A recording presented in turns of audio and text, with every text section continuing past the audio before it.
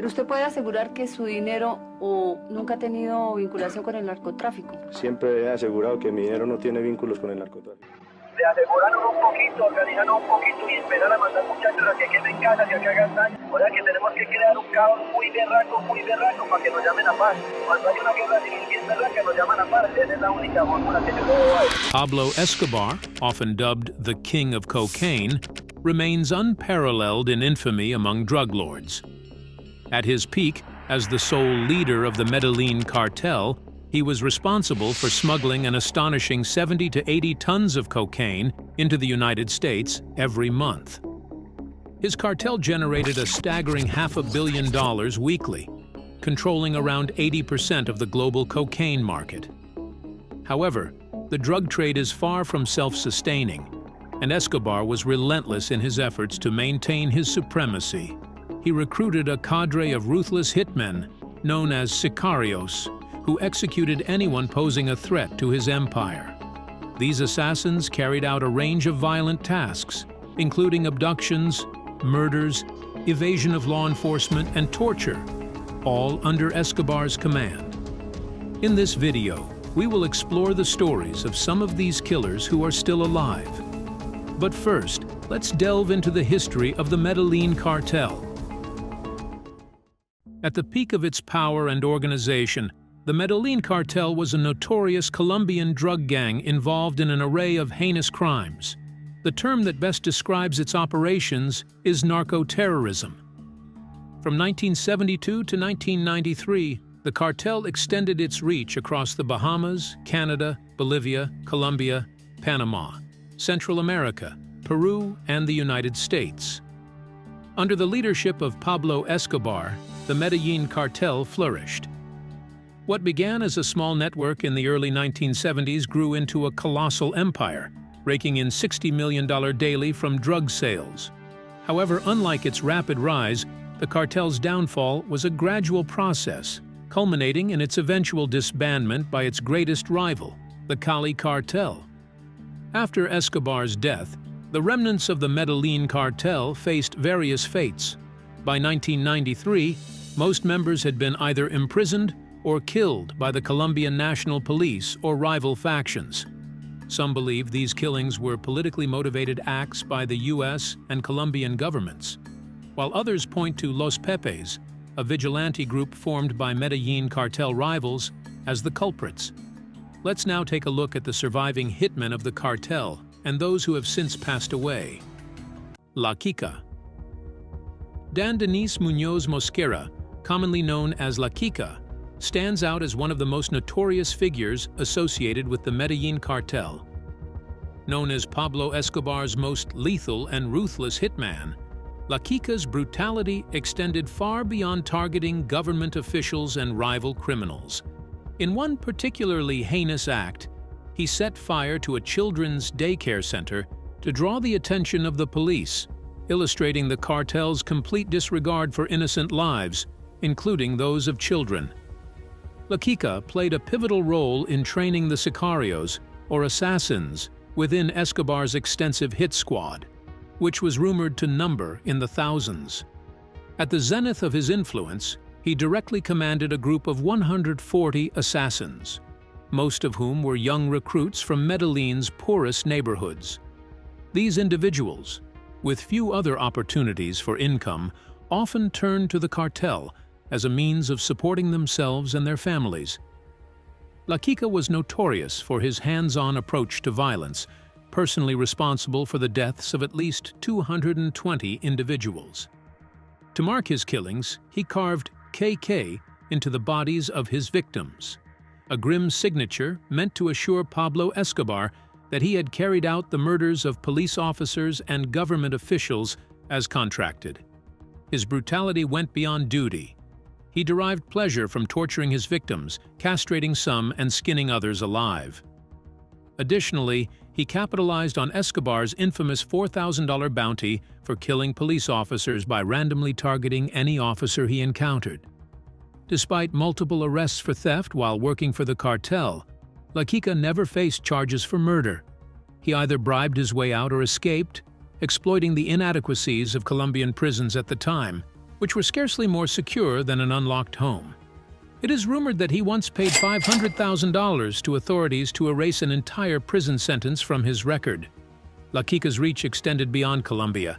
He once traveled to Miami to eliminate a man who had betrayed Escobar, killing a DEA agent in the process. Outraged by his actions, American authorities swiftly tracked down and detained La Quica.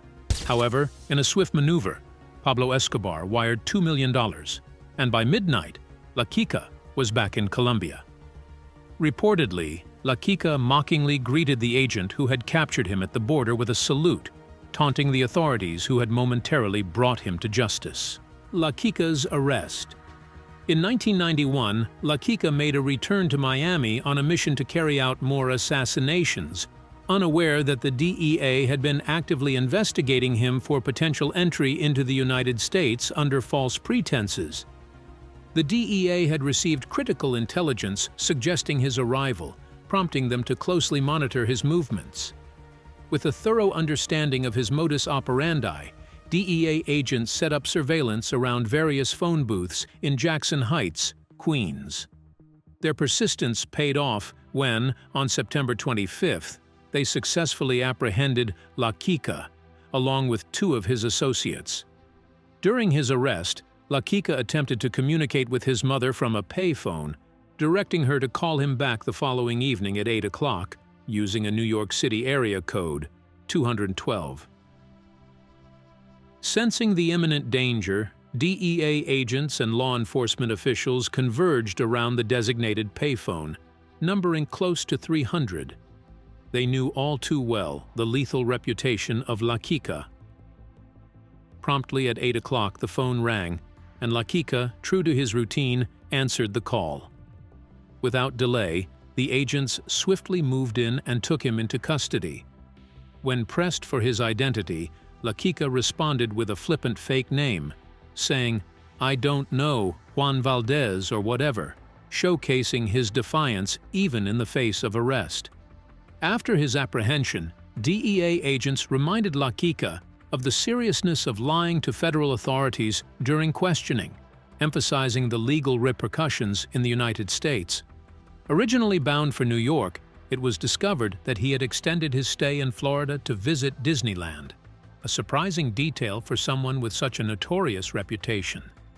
Law enforcement also uncovered his primary objective in the U.S., to assassinate Max Mermelstein, a former Medellin cartel drug smuggler turned government informant providing crucial intelligence on Pablo Escobar and his associates. In 1994, La Quica faced justice in a trial that saw him convicted on charges of terrorism, murder, and drug trafficking. Unlike previous leniencies, the court handed down an unprecedented sentence: 10 consecutive life terms, plus an additional 45 years. At the time of his sentencing, he was just 26 years old. Since then, La Quica has been confined to the U.S. Penitentiary Administrative Maximum Facility in Florence, Colorado, known as Supermax. Throughout his incarceration, he vehemently maintained his innocence, adamantly denying any wrongdoing. He accused the U.S. government of framing him and dismissed the testimony of witnesses who testified against him as fabricated. Now, let's move on to the next person. Luis Carlos Aguilar Gallego. One of Pablo Escobar's top hitmen, Luis Carlos Aguilar Gallego, well known by the alias El Mugre, survived the bloody cartel battles of the 1980s and 1990s while evading prosecution. El Mugre, who was renowned for his lethal efficiency, carried out multiple murders at Escobar's direction. His true identity was never revealed until June 2017, when information came to light while a Colombian football squad was getting ready for the World Cup in Russia. The group, which included businessmen from Colombia, chose the La Finca Golf Resort Hotel in southern Alicante, while under the leadership of Jose Peckerman at the time, according to El Tiempo. Hotel personnel and business associates discovered during their stay that Luis Carlos Aguilar, who had changed his life as a priest in the Murcia region, was one of them. Aguilar, once regarded as Escobar's most deadly assassin and a teetotaler, had lost his father to violence and his brother had vanished. When asked about Aguilar, the deceased former Escobar associate, Popeye, confirmed the man's infamous past. El Mugre, who went by several names including Tobias, Jerry, Sesenta, and Carochucao, was born in a municipality in Antioquia, Colombia, on October 2, 1950. He became well known in 1988 when he bought a plane that was going to be used to bring 3,000 kg of cocaine into the U.S. Aguilar Gallego was a major lieutenant of Pablo Escobar, who turned himself into police in 1992 but was charged with conspiracy, drug trafficking, and illegal enrichment. After completing his prison term in 2001, he returned to his position in the cartel and eventually rose to the position of bodyguard for Escobar, even while Escobar was behind bars. In addition to managing payments for the cartel's hitmen, Aguilar Gallego was personally responsible for planning violent crimes, such as the killings of police officers in the Abara Valley. Additionally, he was involved in the murder of the Attorney General of Colombia at the time, Carlos Mauro Hoyos Jimenez. Aguilar Gallego is being actively sought by Colombian authorities for a number of offenses, including drug trafficking, jail evasion, unlawful gun possession, kidnapping, and extortion. He and 5 other gunmen, all former Medellin cartel members, are still at large and of particular interest since they may have information of the 1989 bombing of an Avianca jet that claimed 110 lives. Businessmen and national team executives have provided information that has helped Colombian authorities identify Aguilar Gallego more quickly. They have received reports that place him in Argentina or Spain, and they have established his continuous presence. Additionally, Aguilar Gallego has been known to return to his hometown, Estrella, on multiple occasions despite being a wanted fugitive. Nelson Hernandez.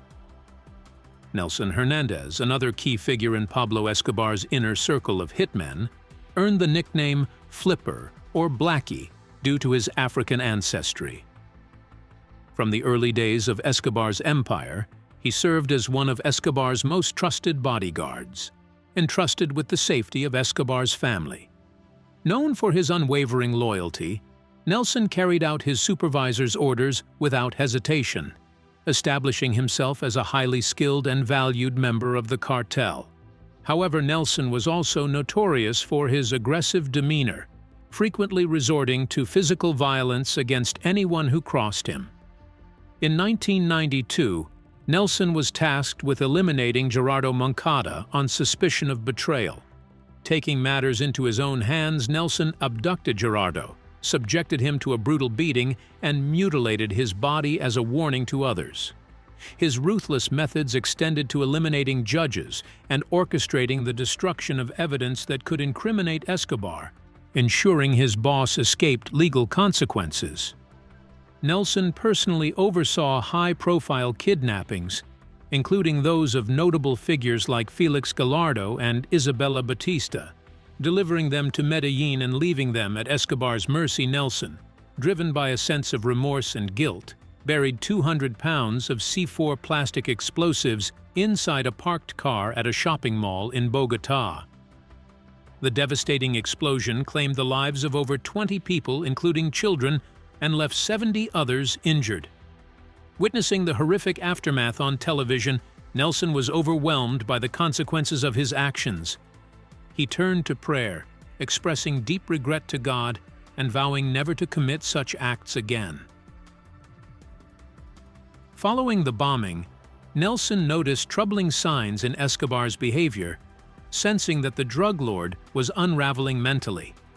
In a desperate attempt to evade law enforcement, Nelson fabricated a story about spotting Pablo's wife Maria and their daughter at a hotel window. However, his evasion tactics failed when he was apprehended by police shortly after leaving a payphone. Facing serious charges, Nelson struck a deal with DEA agents Steve Murphy and Javier Peña, providing crucial information about his associates' locations. This intelligence enabled authorities to conduct a successful raid at Monte Cassino. After cooperating with authorities, Nelson disappeared from public view entirely. Reports suggest he entered the witness protection program for safety, but his exact whereabouts remain unknown decades later. Speculation persists that former cartel members may still be seeking retribution against him, keeping Nelson in perpetual hiding. Carlos Mario Alzate Urquijo. Among the killers connected to Pablo Escobar's operations still alive is Carlos Mario Alzate Urquijo, better known by the alias Arete. Arete, now 62 years old, is said to have committed more than 300 verified killings. He was imprisoned for 8 years after his arrest in 1993. After being released from the Itagüí high-security jail, he barely made it through a shooting incident before vanishing from sight. Authorities in Colombia surmise that he might have taken on a new identity and moved. Barcelona, Spain, is one possible location. It's Popeye. Now, let's talk about Pablo Escobar's chief hitman, Alberto Velázquez, better known by his nickname, Popeye, due to his resemblance to the animated character. Velázquez underwent plastic surgery later to change his distinctive appearance. Despite the playful nickname, he was one of Colombia's most feared and dangerous figures in the 1980s. As Escobar's top lieutenant, Velázquez oversaw a vast network of assassins, ensuring absolute loyalty to the cartel's interests. Allegedly, he and his men acted swiftly, executing suspected informants without waiting for concrete evidence. Velázquez admitted to committing 257 murders in Colombia and orchestrating over 3,000 killings during the cartel's peak. These documented figures hint at a much larger toll. Velázquez once revealed that his first kill occurred when he was just 17 years old. One day, while Popeye and his girlfriend were in bed, the phone suddenly rang. To his shock, he overheard a recording of her speaking with DEA officers when he answered it. Soon after, his superior presented him with a grim choice: plata o plomo, meaning silver or lead. Ultimately, Popeye ordered 3 of his associates to execute his own lover in a restaurant. He orchestrated over 200 deadly car bombings during the Medellin cartel's conflicts with the Colombian government and rival factions. Notably, he masterminded the devastating bombing of Avianca Flight 203 in 1989. Intended to assassinate presidential candidate Cesar Gaviria Trujillo ahead of the 1990 elections, spies covertly planted a bomb on the aircraft. Tragically, the plane exploded mid-air, killing all 107 people on board. Remarkably, Trujillo, who later became Colombia's president, was not on the flight. Popeye's involvement in these incidents led to his conviction for the murder of presidential candidate Luis Carlos Galán in the same year. Velázquez, renowned for his prowess in orchestrating kidnappings, orchestrated several notorious abductions, prominently including that of Attorney General Carlos Mauro Hoyos. His audacity and fearlessness became hallmarks of the banditry he conducted. Within Pablo Escobar's illicit empire, Popeye emerged as a significant figure, amassing a fortune that rivaled his bosses in its grandeur and scale. However, Popeye's fortunes took a drastic turn in 1992 with Escobar's downfall, leading to his own apprehension and subsequent imprisonment. Over the next 23 years, he served time on charges ranging from terrorism and drug trafficking to extortion and murder. Upon his release in 2014, Popeye faced an unsettling reality, acknowledging an 80% chance of assassination upon leaving prison. Yet rather than retreating into obscurity, he resurfaced boldly on social media. His YouTube channel, Popeye Arrepentido, attracted a vast audience of 1.2 million subscribers, where he candidly shared vintage stories and espoused conservative political views. Reflecting on his past as a professional assassin, he depicted the act of killing as a mundane task devoid of emotional impact, neither guilt, grief, nor joy. Despite lingering rumors of continued illicit activities after his release, Popeye sought to reshape his legacy. In 2017, he penned a memoir primarily detailing his years behind bars, offering a glimpse into the inner workings of Escobar's cartel. His autobiography later served as the foundation for Netflix's series Surviving Pablo Escobar, thrusting him back into the spotlight. Popeye also made appearances in various documentaries and films, further solidifying his controversial persona. However, Popeye's resurgence was short-lived. In 2018, he was reincarcerated for probation violations and extortion, ensuring he would not taste freedom again. 2 years later, on February 6, 2020, he succumbed to stomach cancer following treatment at Bogotá's National Cancer Institute, marking the end of his tumultuous life. Juan Corrales. Juan Corrales, known by aliases like Lizard and Sure Shot, served as a hitman or sicario for Pablo Escobar's Medellin cartel. Among Escobar's top sicarios, which included notorious figures like Poison, La Kika, and Blackie, Lizard stood out for his reputation and skills. Despite his role in carrying out Escobar's violent directives, Lizard exhibited a rare semblance of morality. Unlike some of his counterparts, such as Kika and Poison, he hesitated to carry out orders to kill Jaime Pereira's wife and child. Lizard played a significant role in bolstering Escobar's image by distributing money to impoverished areas of Medellin, enhancing the drug lord's public profile. Known for his cunning and ability to evade law enforcement, Lizard managed to evade capture numerous times during his criminal career. However, his activities came to an abrupt end during a joint operation by the Colombian National Police, CNP, and the DEA. In 1991, Lizard, along with Poison, met their demise during a raid at a nightclub orchestrated by these authorities. Velasco. In reality, Velasco operated more as a strategist than a mere killer within Escobar's inner circle. He held a position of deep trust and loyalty with Pablo Escobar, unlike Fernando Galeano and Gerardo Moncada, whom he actively disliked. Velasco manipulated Escobar into believing that Galeano and Moncada were embezzling from him, ultimately leading to their execution at La Catedral prison. Velasco's influence grew significantly after surviving the siege of La Catedral, solidifying his role as a key figure in Escobar's organization.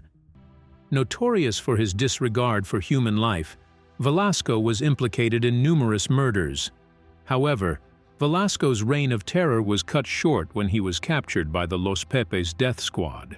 Subjected to brutal torture, their aim was to extract information about Escobar's whereabouts.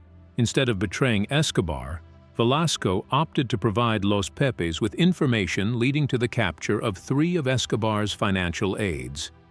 In retaliation, Los Pepes executed Velasco and displayed his body publicly, despite his minimal involvement in their operations.